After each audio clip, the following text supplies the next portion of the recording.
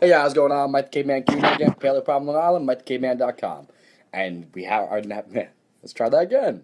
And we have another edition of Monday Nights with Mike. Ask Me Anything live stream Q&A here on Facebook, and you know the deal. Put your questions in the comment box, and I'll keep them rolling.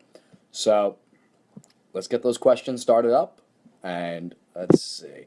I'm gonna pop on to the live stream on my phone, just to be able to see the comments, because sometimes it doesn't want to give me. Let's get that muted. Sometimes it doesn't want to let me see your comments, but put them in. I have it up on my phone now, so we'll be able to see it. In the meantime, while we're waiting for you to put some questions in, what we're going to do is we're going to start with a question my good friend Dave texted me earlier. Essentially, he wanted to know what are some good protein sources on the run, besides protein shakes and just protein bars. And there's a lot of good options. So some of the best options, though, you're going to want to look at things like hard-boiled eggs. That's an obvious, pretty easy one. Make a whole bunch of eggs. You can make egg muffins. Essentially, you put a muffin tin together with the eggs, make them as you would like an omelet, and you put that together, and you're ready to rock. So you can go and you can make my beef jerky recipe. So you can do beef jerky, put that on the run. Other sources, things like different quality grass-fed cheeses are a decent idea. Yogurt can be a good idea. So there's a lot of options, different things besides just whey protein or a protein bar or things like that. So if you want protein on the run, those are some of your best bets. And hey, Katie, what's up? And actually, that's going to bring us to our next one. So now we did protein on the run. Let's talk a little bit about vaccines.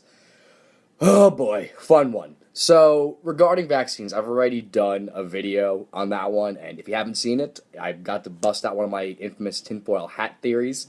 So, I brought out the tinfoil hat. Now, when it comes to vaccines, most of you probably assume that I am inherently anti-vax, and you're not 100% right. I'm not the biggest fan of vaccines. However, I'm not entirely anti. Provided, I talked about this last week a little bit. The fact of the matter is, a couple people have brought questions about it to me. One, Maddie, last week on the live stream, as well as my buddy Joe mentioned it, and Katie, who's on the stream right now, she also asked about it recently. So, when we're looking at vaccines, my biggest issue is with the transmission method, okay? Let's be very clear out of the gate. Vaccines do not cause autism. They do not cause autoimmune conditions. However, they do make you susceptible to those if you won the genetic lotto. What does that mean? Well, think about, first of all, how is a vaccine transmitted? You're getting a shot directly into your bloodstream of a virus, right? Now, with the exception of somebody going to war and getting stabbed with a sword, at what point do you have microbes or viruses ending up getting into your system directly through your bloodstream? Didn't happen. We have no ancestral exposure to it. As such, what are the methods that normally bacteria and virus and fungi and all those other microbes get into our system? Viruses aren't microbes, but for our purposes right now, just bear with me. How do they get into your system? Well, at first they go through either your respiratory or your digestive tract. So they get in through a system that has an associated microbial population. They have an immune response ready. If it goes directly into your bloodstream, well, your body sees that as a foreign invader. And provided you have the template that can give you an autoimmune condition, then yeah, that could be a problem, particularly when we're double and triple stacking these vaccines. So you're getting a nice large whack of a foreign substance that does not belong in your system. Whether it's going to help you in the long run or not, whether it's going to act as a hormetic stressor, yeah, sure, that's a possibility. But if you are an individual who won the genetic lotto and you are susceptible to autoimmune, allergy, autism, could be a problem. So how's it going to do that? Well, I have this nice, pretty whiteboard right here. So I'm going to draw you up a little chart. I've talked about this chart before. And hey, Murray, how you doing? But essentially, when we're looking at immune dysregulation, we are looking at either an over or an under reaction. Right here. Yeah. I know it's backwards, but bear with me. I can't write backwards, so. An over or an under reaction to an internal or an external stimuli. So, what does that mean? Well, An overreaction, and so you can see where we're going with my terrible handwriting, internal, external, over, under. Essentially, we're looking at if we have an overreaction to an internal stimuli, well, that's that autoimmune condition. If we are looking at an overreaction to an external stimuli, we are looking at an allergy or a sensitivity, whether it is a food or it is a environmental sensitivity. And yes, Marie, genetics load the gun, and environment pulls the trigger. So, internal overreaction is an autoimmune condition. An external overreaction, we're looking at an allergy or a sensitivity. From there, we have internal. I'll come to your question in a second there, Tavana. But an internal underreaction, well, unfortunately, that would be cancer. That's where our body decides not to deal with the situation at hand and not mount an immune response. And an underreaction to an external stimuli would be an infection, whether it be viral, bacterial, all that fun stuff, fungal. So, overreaction, internal, autoimmune. Overreaction, external, allergy, sensitivity. Underreaction to an internal, cancer. Underreaction to an external, infection. The way I like to look at these, okay? If we have an overreaction to an internal stimuli, these here, the overreactions, they're kind of like your fire alarm and your burglar home invasion system. So, if your home invasion system is set to be too strong, it's too sensitive, okay? Every time something comes in the house, whether it's the dog or it's your neighbor comes in, it's going to go off, and the cops are going to be alerted. If it's underreactive, anybody can bust in, and it doesn't matter. So, that right there, cops are never going to get called. In the opposite case, if we're talking about those, if we say every time an overreaction to an external stimuli, or that's the other way around, excuse me, I reversed that. Let's try that again. External, okay, that's your cops. Internal, that's the smoke alarm, that's the fire department. If it's let's say, if you have an underreaction, okay, you can have a major fire and the fire department's never getting called. It's not going to react. The smoke alarm's not sensitive enough. An overreaction, it's set to trip every time a candle goes off. So there's that one. So every time a candle goes off, that's when you'll get an autoimmune condition. Basically, every time your body overreacts to a small little thing that it shouldn't, that's already inside your house.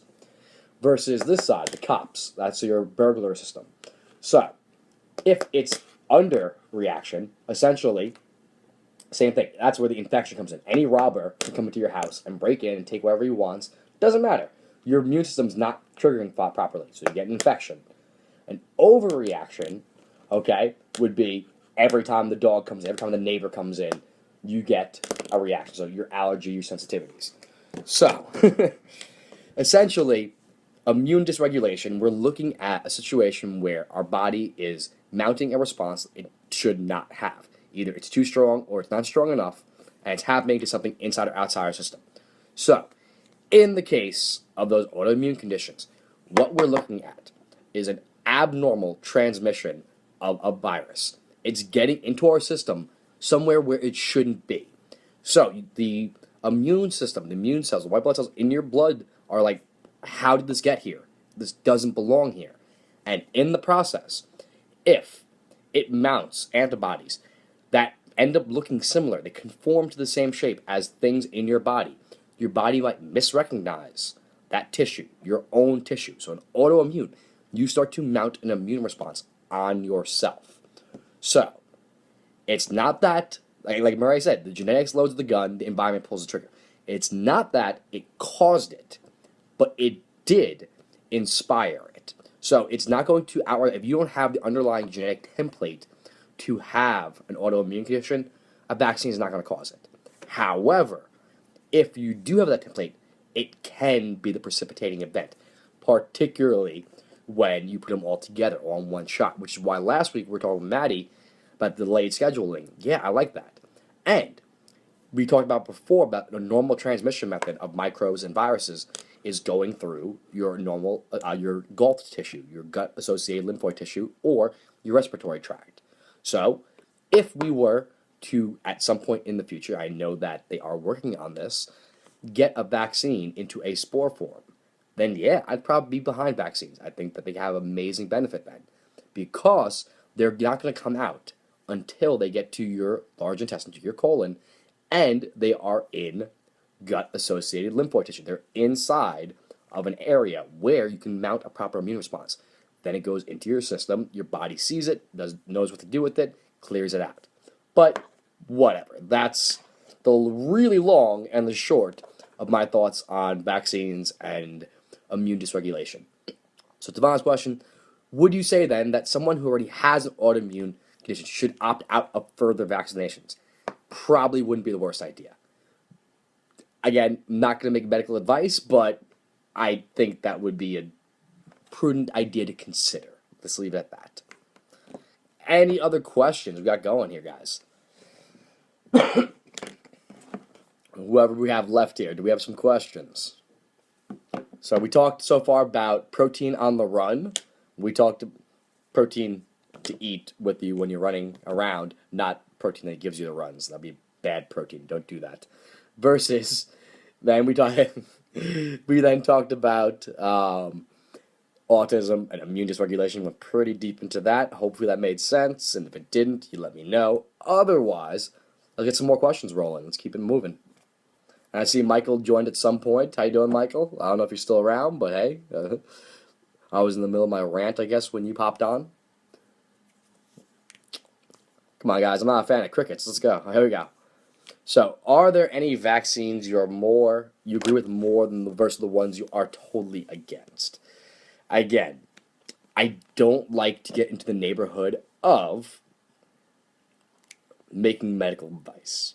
Gets to a really squirrely neighborhood. However, in terms of vaccines that I agree with more against, when you are stacking them multiple at a clip, that's when we start to see a problem. If we're talking about like MMR, it's too much in one. You have the measles, mumps, rubella. You're putting all of them in one shot. It's a lot of things in one shot. I don't like it. I don't. Flu vaccines, not a fan. They show up every year. Flu is a very self-limiting infection. Shouldn't be a problem. Actually work on focusing on your immune system rather than taking that shot and you'll be ready to rock. Not a fan. So, in terms of ones that I would be totally against, yeah, probably those would be two of the ones. How you doing, Dr. Lindner? Okay, how do you fix a sick gut? And then you followed up. My doc says I have a sick gut and wants me to start taking a fiber supplement to increase my good bacteria. I started Megaspore, but what else can I do? Okay, so if you could define sick gut a little bit better, Michelle, that would be great in terms of what he said specifically that you have going on. However, in terms of short term, what can you do starting? All right, so without having, again, there's a very general gut fixing idea without having more directed. Thank you very much, Dr. Lindner. I'm doing pretty good. So without having a directed what you have going on, I'll wait for you to comment on that in the meantime. But for now, shortest answer, Megaspore, great idea. It's a quality probiotic. I would also look at getting in some bone broth and gelatin to help heal the gut lining itself. Okay, low bifido. All right, is that all he says is sick gut? So essentially, yeah, so you could have a pathogenic overgrowth. Did he mention anything about, do you have any SIBO? Do you have any H. pylori in your stomach? There's a lot of things that we talk about as sick gut, a lot of different directions we can go on this. But again, just super general, bone broth gelatin help heal the gut lining itself. If you have any types of acid reflux or any kind of issues on your stomach, you could look at some DGL, deglycinated licorice, that could help. Potentially some aloe, apple cider vinegar. It's a lot of areas I could head over to without, again, it's pretty difficult to say how to fix a sick gut. The probiotics, definitely start with that. In terms of fiber, what did he recommend specifically? Did he say eat fibrous vegetables, or did he say grab some Metamucil? Because if he said grab Metamucil, probably not. Yes, no H. pylori. I seem to have SX of SIBO, symptoms of SIBO, but not tested yet. So he didn't do a hydrogen breath test yet. So it's not 100% correlative. So the SIBO, the hydrogen breath test can be beneficial, but it's not overall. no candida, and a pathogen of blastocystis hominis. Okay, so again, like I said, the last question regarding regarding the vaccines, I'm for and against. Without making this into medical advice, I would eat. Nope, psyllium husk is what we're going to find. Yeah, psyllium husk can get the job done. Psyllium husk is pretty good. Um, I would start slow, particularly if you just started the Megaspore. Have you been taking the Megaspore for a long time now, or is it your first run on it? Because if your gut's going on, you might want to titrate up slowly. I know the first time I ever did, I was also experimenting with resistant starch for the first time, and I went too fast on the two of them together. I threw 2 tablespoons of potato starch and a plantain into a shake and popped 2 Megaspores. No bueno. So, major issues. I had a major die off, and it was not good. Okay, no, just a month on Megaspore. Okay, so yeah, so you're pretty early. Are you up to 2 capsules already?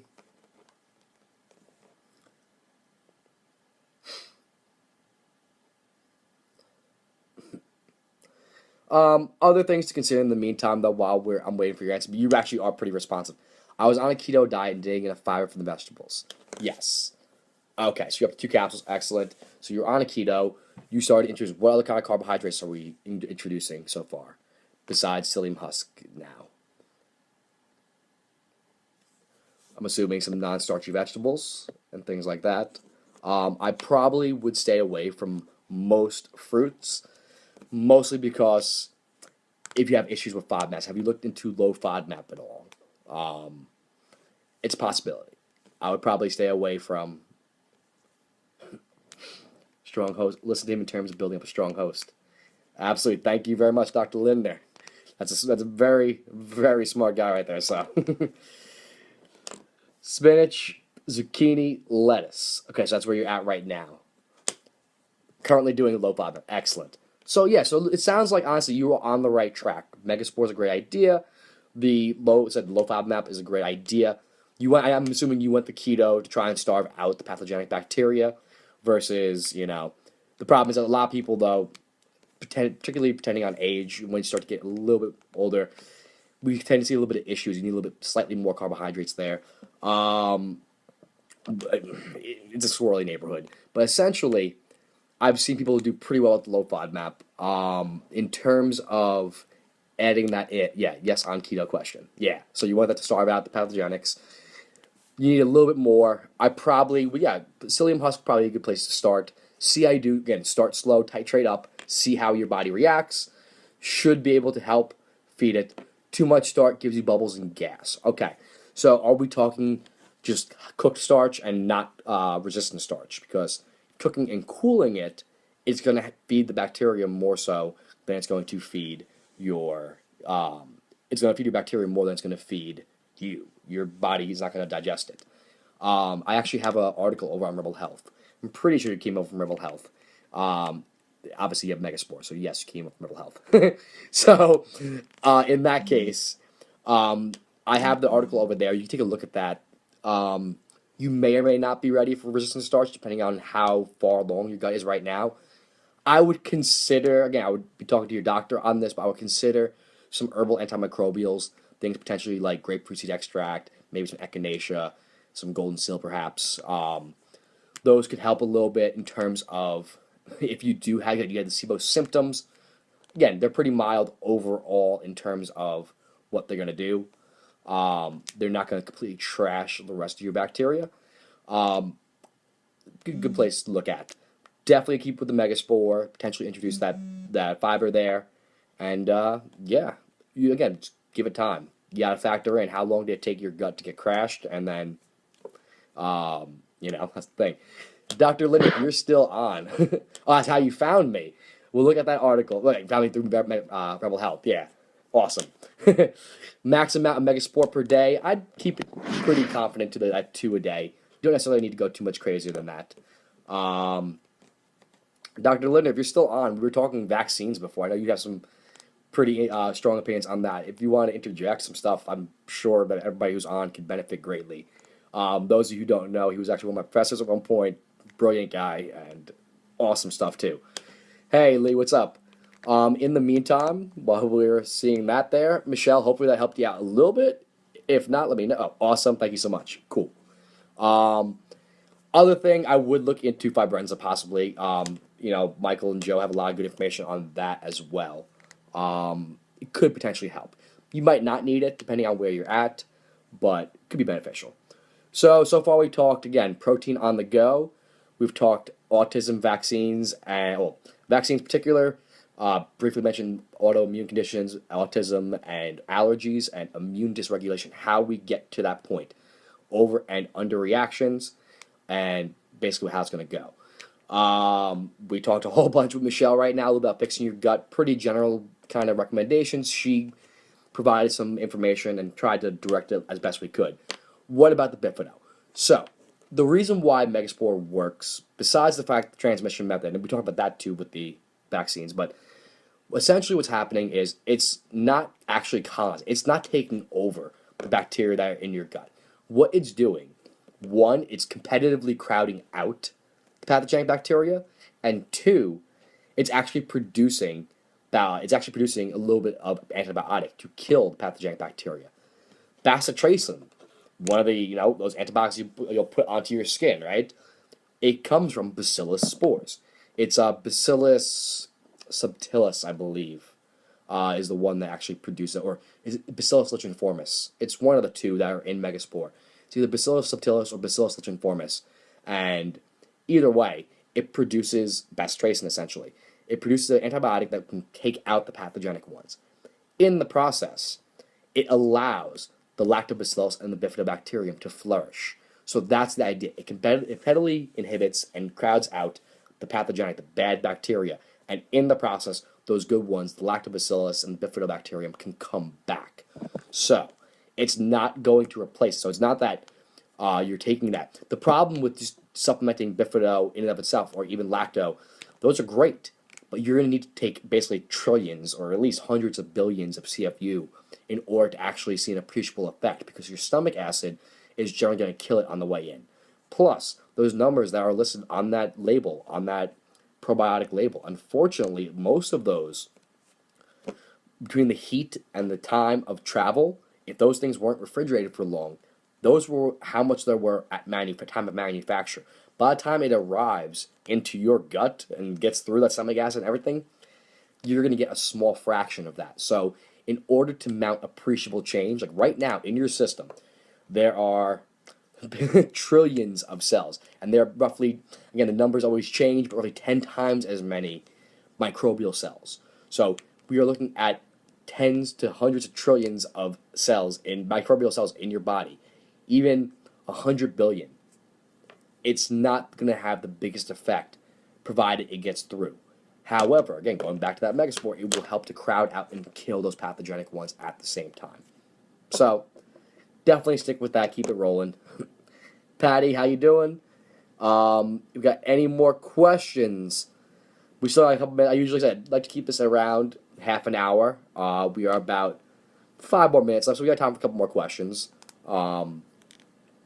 Sandra, what's up? Yeah, so again, talked about a bunch of good topics so far. Really hoping get 1 or 2 more questions and then really just close it out strong. How you doing, Mike? You guys always show up late to the party. Yeah, so again, I recapped it before, but I'll recap it one more time. Talked so far about protein, sources on the go. Awesome, okay. This is your show, don't want to step on my toes. None of my kids are vaccinated at all. I, too, have not had a vaccine in over 30 years. I like my skin to be part of my first line of defense. Once you break the skin, you bypass the very important part of the immune system. Strong immune system start at birth. C-section not as strong as vaginal births. Yep. Baby takes in bacteria from vaginal delivery. Awesome. Awesome points, Dr. Lindner. I'm glad to see that in a comment form right there. That way people... Again, talk about my show. That's why I wanted you to interject a little bit. 'Cause I think you joined after I discussed all that. But that was a major part of what I was talking about, is that in terms of exposure, transmission of viruses, bacteria, fungi directly into the bloodstream is not a normal transmission method. Unless you got stabbed by a sword and you were at war, you didn't see bacteria, fungi, or viruses directly into your bloodstream, and as such, you usually end up with sepsis. So no good. So we discussed that before. But yeah, agree entirely. I've talked a bunch in previous videos and live streams about C-sections and vaginal births, breastfeeding being super important as well. So the mammary microbiome. So talked about that a bunch. Super important. Just those natural processes. I appreciate the comment though. Thank you so much. So going to hog here, but do you like green powders? No, Michelle, feel free because I've been having a quiet crowd overall. No, I'm not the biggest fan of green powders overall. I can see some potential benefit to them, but I'd rather you actually eat your greens. Particularly in your case, we're trying to introduce a little bit more of the fibrous end. It depends on those powders. Are they super fibrous? The fact that they're broken down to that powder form, there's probably not too much left in terms of fiber. Because the whole idea on the fiber that you want to actually be able to digest it, it still should be in the form of fiber. Can they be beneficial? Yeah, if that's going to be... So if you're the type of person that's absolutely not going to eat vegetables, period, then yeah, in order to get the phytonutrients in, not the worst idea. If you're actually willing to eat vegetables, eat your vegetables. Throw a little bit of quality fat, lightly steam them. So lightly steam them in order to break down the phytic acid, oxalic acid, make sure they're bioavailable, get a little bit of quality fat in there, some coconut oil, grass-fed butter, ghee, things like that to ensure the absorption of your fat-soluble vitamins. So eat your vegetables.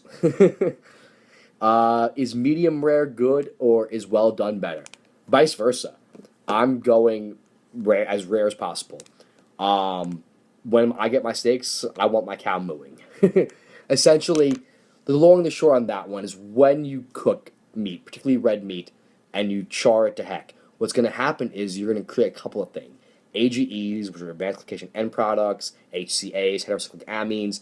You're going to create things that are going to be problematic and potentially carcinogenic. So when we start to see the issues of red meat and cancer, I've talked about that a whole bunch. A major part, besides the food questionnaires being really squirrely, we're looking at issues regarding the cooking process. The processed meat is a whole separate animal, but it's the cooking process. It's the creation of those that cause oxidative stress, they cause damage that can be problematic long term. So, the rarer, the better. Knock 'em alive. Good night, crew. Very useful info. Thanks a lot again, Doc. All right. Is medium rare well done better? So, like I said, rarer the better. You don't want those AGEs. You don't want those HCAs. You don't want those potential carcinogens causing oxidative stress. No bueno. Kombucha, yes or no? I am a huge fan of kombucha, Murray. I have a video on that one. Coastal Craft Kombucha over in Oceanside is amazing. Actually, over by you, over at the Organic Corner, they have it on tap. They have Coastal Craft, and it is amazing. Great flavors. It really depends, though. So if you have a histamine issue, it might not be for you. So I have a video on that. When might fermented foods not be for you? And if you have histamine intolerance, that could be a problem. So, kombucha, more often than not, absolutely. Big fan. You have had it. Awesome. Yes, it really is. My favorite is the Hawaiian Fire. I think that's what they call it. It's pineapple and cayenne, and it is incredible. So, any last questions? I think we are closing in on game time. So let's get one more question, and then we'll close it up. Otherwise, you know the deal. Thanks for stopping by. But I got a couple people on right now, so let's see if we can get one more question in. Can you fix a histamine intolerance? Michelle with all the super squirrely ones. Yes and no. So the answer is yes, long term. Short term, it's kind of like an allergy. You're going to have to deal with avoidance for quite a bit. So essentially, more often than not, we're looking at histamine intolerance. We're looking at bacteria that are producing histamines. So what happens is you have pathogenic bacteria that are overgrown, similar to a lot of different issues, and they are ones that actually produce histamine. Now, we have enzymes to break those histamines down. The problem comes, there's MAOs and DAOs, so Oh man, I'm blanking out. I'll post it later. I have a video on it, but just bear with me. There are enzymes that normally will break it down. Well, unfortunately, something either stops the process of breaking down those enzymes, and you have bacterial overgrowth of histamine producers. So, you get a buildup of those histamines. Now, histamines are an essential component to the production of the inflammation response, okay? That's why if you are chronically inflamed due to an allergy, what do you take? An antihistamine. So, they are part of that histamine, they are part of the inflammation process. In the case of the histamines, if you are unable to break them down, what happens? You get inflammation. In most cases, histamine intolerance presents as similar to a gut issue. And why? Because the bacteria are overgrown. Excuse me. So, essentially, similar to everything else in the gut, how do we fix a histamine intolerance? We fix the gut. Again, super general things: bone broth, gelatin, probiotics, potentially some enzymes, maybe some apple cider vinegar, some aloe, DGL. Same stuff I always go through. Real foods, depending on how bad the inflammation is, some inflammatory support, so maybe some ginger, maybe some turmeric and piperine, so some like Synchro Gold, potentially some CBD. A lot of options there. Yeah, there's a lot to go on there. So if you are, it's a matter of putting the work in. It's not an easy fix, but it is a doable thing. So, yeah, I think that about covers it for tonight. We're gonna call it for tonight. Guys, thank you so much for joining. If you are on the live stream, thanks for stopping by. If you're watching on the replay, thanks for taking time out of your day. If you made it this far, then yeah, thanks again because you made it all the way through. That being said, you know what to do. If you can head on over to YouTube and subscribe over at Mike the Caveman, we greatly appreciate that.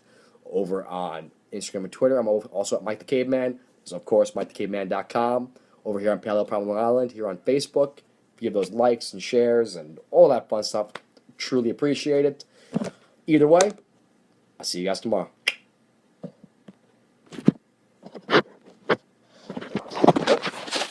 See if we get the